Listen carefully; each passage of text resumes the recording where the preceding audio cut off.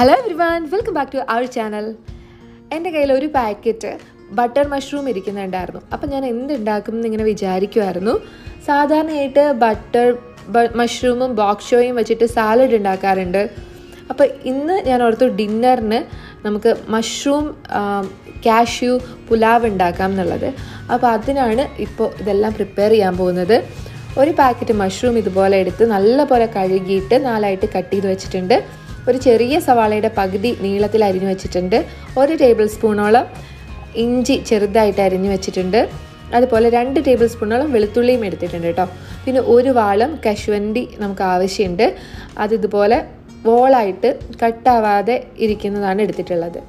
ഞാൻ 2 കപ്പ് അരിയാണ് എടുത്തിട്ടുള്ളത്. 2 കപ്പ് അരി എന്ന് പറയുമ്പോൾ 4 പേർക്കൊക്കെ കഴിക്കാൻ പറ്റും. ബസ്മതി റൈസാണ്. നല്ലപോലെ കഴുകി അതിൻ്റെ ആ പാല് പോലെ വരുന്നത് മൊത്തം പോണം. അരി കഴുകുമ്പോൾ നല്ല ക്ലിയർ വാട്ടർ കിട്ടുന്നവരെ കഴുകിയിട്ട് അരമണിക്കൂർ കുതിർത്തി വെച്ചതിന് ശേഷം അരിച്ച് എടുത്ത് വച്ചേക്കുന്നതാണ് കേട്ടോ.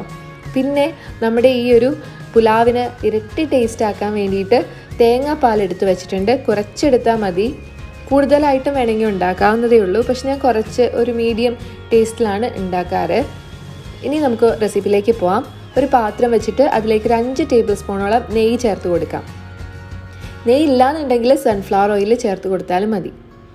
നന്നായിട്ടൊന്ന് ചൂടായി വരുന്ന സമയത്ത് ഫ്ലേവറിന് വേണ്ടിയിട്ട് ഒരു പീസ് പട്ട, ഒരു 4-5 ഏലക്ക കൂടി ചേർത്ത് കൊടുക്കാം. ഫ്ലെയിം എപ്പോഴും കുറഞ്ഞിരിക്കാനായിട്ട് ശ്രദ്ധിക്കണം, അല്ലെങ്കിൽ കരിഞ്ഞു പോകും കേട്ടോ. അപ്പോൾ ജസ്റ്റ് ഒന്ന് ഇളക്കി കൊടുക്കുക.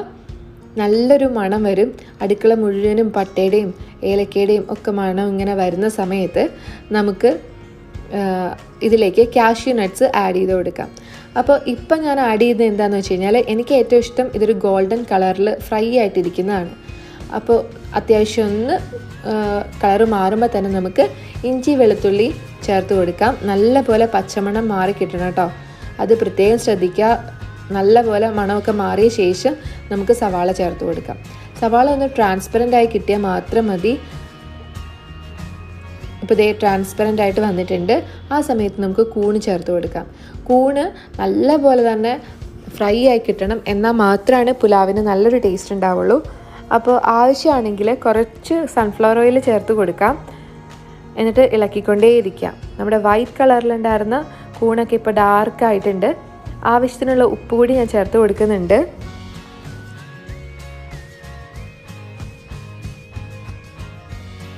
എപ്പോഴും ഫ്ലെയിം മീഡിയം ഫ്ലെയിമിൽ വെച്ച് കുക്ക് ചെയ്യാനായിട്ട് ശ്രദ്ധിക്കുക, എന്നാൽ മാത്രമാണ് നല്ലൊരു ടേസ്റ്റ് കിട്ടുള്ളൂ കേട്ടോ.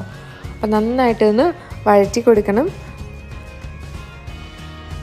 ഇപ്പോൾ കണ്ടോ, കൂണിൻ്റെ കളറൊക്കെ മാറി. അതുപോലെ ഇപ്പോൾ കൂൺ പകുതിയായിട്ടുണ്ട്.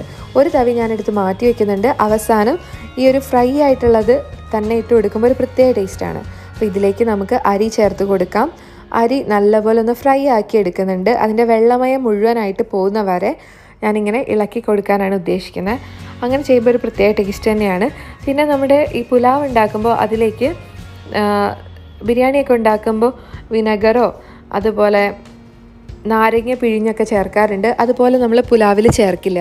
അപ്പോൾ ടേസ്റ്റ് മാറും, ചെറിയൊരു പുളിപ്പൊക്കെ വരില്ല. അപ്പോൾ അതൊന്നും നമുക്ക് ചേർക്കേണ്ട ആവശ്യമില്ല. ഇപ്പോൾ അതേ വെള്ളമൊക്കെ നന്നായിട്ട് വറ്റിയിട്ടുണ്ട്. അപ്പോൾ അതേ ഈ ഒരു കപ്പിനാണ് ഞാൻ അരി അളന്നേക്കുന്നത്. 2 കപ്പ് അരിയാണ് എടുത്തിട്ടുള്ളത്.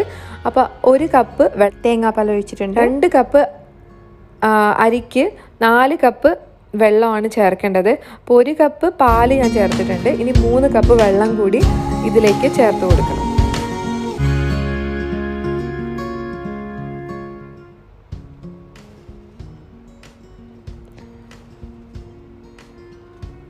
ഏറ്റവും നല്ലത് കുറച്ച് ചൂടുള്ള വെള്ളം തന്നെ ചേർത്ത് കൊടുക്കുന്നതാണ് കേട്ടോ. ചെറിയ ചൂടോടെയുള്ള വെള്ളം ചേർത്ത് കൊടുക്കുക. നന്നായിട്ടൊന്ന് മിക്സ് ചെയ്ത് കൊടുക്കുക. അപ്പോൾ ഇതിലേക്ക് ഞാൻ ഉപ്പിട്ടിട്ടുണ്ടായിരുന്നില്ലല്ലോ, അപ്പോൾ ഉപ്പൊക്കെ ഒന്ന് നോക്കിയിട്ട് ഉപ്പിട്ട് കൊടുക്കാം നമുക്ക്. നല്ലപോലെ ഒന്ന് മിക്സ് ചെയ്യുക. ഒന്ന് ടേസ്റ്റ് ചെയ്ത് നോക്കുക കേട്ടോ, ഉപ്പൊക്കെ കറക്റ്റ് ആണോ എന്നുള്ളത്. ഇനി നമുക്കിതൊന്ന് അടച്ചു വെച്ച് വേവിക്കാം. ഒരു 8-9 മിനിറ്റിനുള്ളിൽ നമ്മുടെ ടേസ്റ്റി ആയിട്ടുള്ള മഷ്റൂം റൈസ് റെഡി ആയിട്ടുണ്ടാവും. ഒട്ടും തന്നെ വെള്ളം കൂടുതലുണ്ടാവില്ല, കുഴഞ്ഞിട്ടും ഉണ്ടാവില്ല, ഇങ്ങനെ വിട്ടിരിക്കുന്ന രീതിയിലുണ്ടാവും. അപ്പോൾ ഞാൻ ആദ്യം എടുത്ത് വെച്ചിട്ടുള്ള മഷ്റൂം ഇപ്പോൾ ചേർത്ത് കൊടുക്കുന്നുണ്ട്. എന്നിട്ടൊന്ന് മിക്സ് ചെയ്ത് കൊടുക്കുന്നുണ്ട്.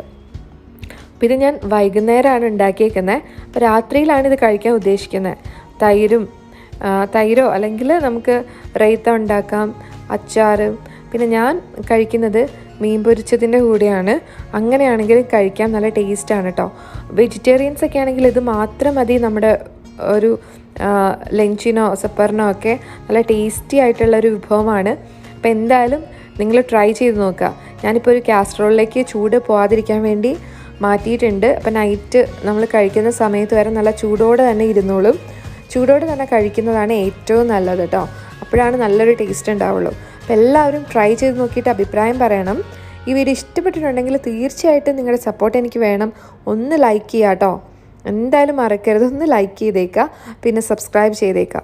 അപ്പോൾ അടുത്തൊരു അടിപൊളി വീഡിയോയുമായി വീണ്ടും കാണാം. Till then take care, bye bye.